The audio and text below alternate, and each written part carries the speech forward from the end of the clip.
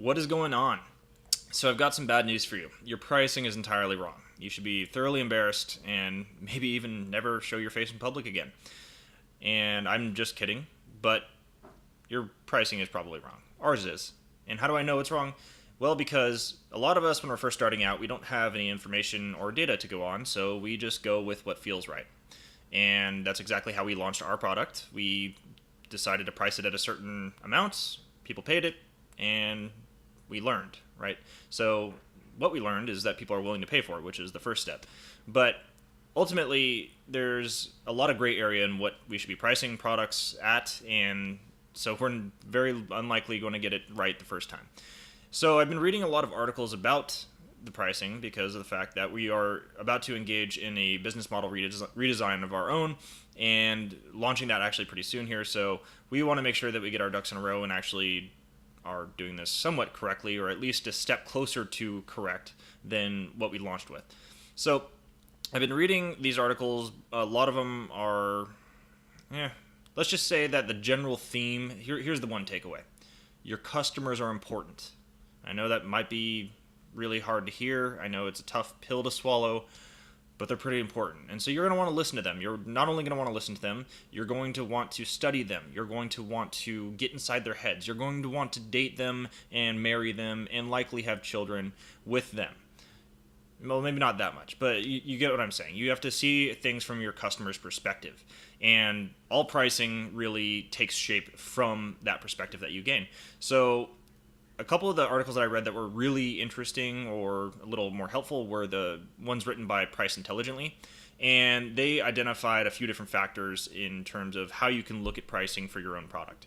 The first of which is that, again, you focus on the customer. So you package your product pricing with regard to who's buying it.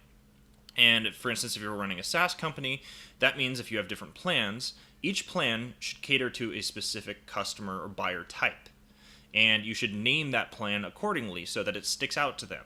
Because there shouldn't be any guesswork when you land on a pricing page about which one or which plan is for that particular customer. They should know right away. Oh, startup, I work at a startup, that one's for me. And guess what? All of the functionality within that plan needs to align with what that buyer finds important. Okay? And that's the second part. So functionality and features should be split up according to the different features that each finds important, because a startup's going to find different features important than somebody working at an enterprise. Okay, and so now we have two different factors. The third factor is that all of your plans should be structured around a logical value metric.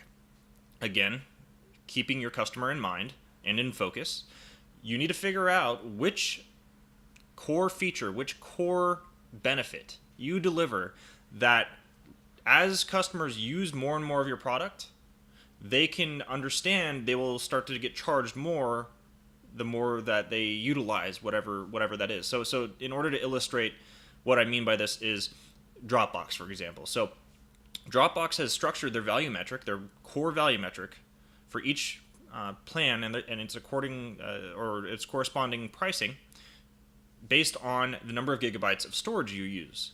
So they can objectively see, based on how many gigabytes of storage you're using, the value that you're getting from their product. And your value metric might be much different. For instance, ours is the number of projects, or at least that's the hypothesis as we're using, is the number of projects that a customer has on their dashboard.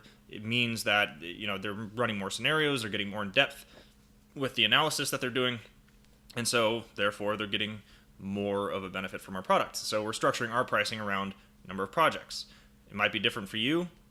Your value metric might be something like number of users. That's a pretty popular one, right? So that's the last tidbit. So what we're struggling with right now is we are pretty limited in our functionality. We're still not necessarily MVP-ish, but our core functionality is pretty limited to a specific purpose.